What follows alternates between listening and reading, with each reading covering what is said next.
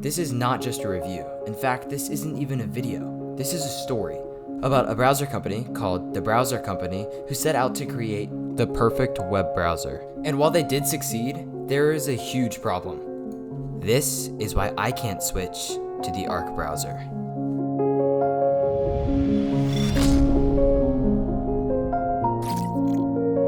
The Arc browser was released in 2022 as a clean, fast, and minimalistic way to access the web.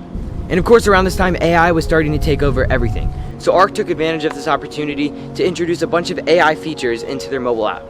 And these just aren't the AI features that companies will use nowadays to go, oh yeah, we used AI. These AI features actually improve the experience of browsing the web. Let's say that I wanted to find specs for the iPhone 15. On a normal browser, I just search for iPhone 15 specs only to be met with a jungle of a bunch of different websites begging for your attention, most of which have ads and external links and might not even include all of the information that I'm looking for. On Arc, I could just search for iPhone 15 specs and hit browse for me, and that's going to summarize all of the top results, resulting in a neat list of all of the information that I need. If I wanted to get all of the specs directly from Apple, I can go to apple.com, find the iPhone 15 page, and then pinch inwards. And that causes Arc to summarize only that page into a neat list with like emojis and everything. And that way it's really visually pleasing and gets right to the point, tells you exactly what you need to know. Yeah, pinch in, and it summarizes just that page. Oh shoot, that's kind of cool. Yeah. So yeah, the Arc browser has a ton of useful features. Kind of like today's sponsor, Epidemic Sound. Epidemic Sound is the home to the best royalty-free music and sound effects on the planet. And it also leverages the use of AI in features like letting you select your favorite part of a track in order to find other beats with a similar vibe. And that's not all. You can download every single song as a full song or in 4 separate tracks: drums, bass, vocals, and instruments. You can sign up for Epidemic Sound today for a 7-day free trial with the link in the description down below.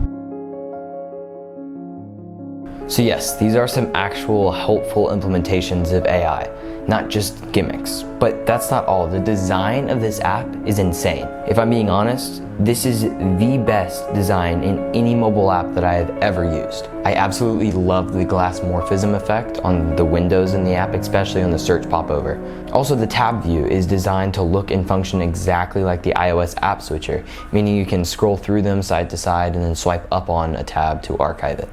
Everything about the design and even the haptic feedback of this app is S tier. And I cannot overstate my appreciation for the work that the designers put into this app to make it such a smooth experience.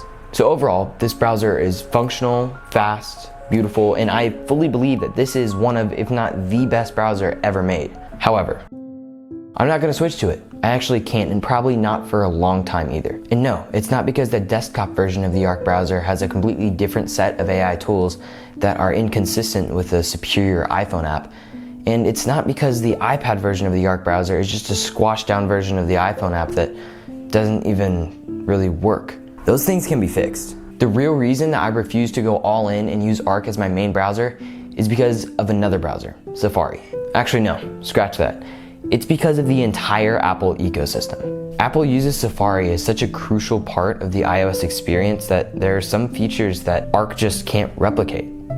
Such as handoff. That's where you're using a website on one device and then the shortcut to access that exact same web page pops up on all your other Apple devices. On Mac and iPad, it's in the dock, and on the iPhone, it's right underneath the app switcher. I use this feature a lot and find it super helpful to be able to switch from one platform to another while continuing the same task. It feels like magic. Because this is part of iOS and not the browser itself, it's pretty much impossible to emulate. For example, I like to save all of my passwords in the cloud. That way I can sign in on multiple devices and be able to use iCloud password sharing between everything and not have to manage each one separately. However, Arc doesn't let you use iCloud password sharing in their browser, but that's not their fault. Native iCloud keychain support is restricted for WebKit browsers due to privacy. So it's actually Apple's responsibility if they want to let a browser use iCloud password sharing or not, like they did with Google Chrome.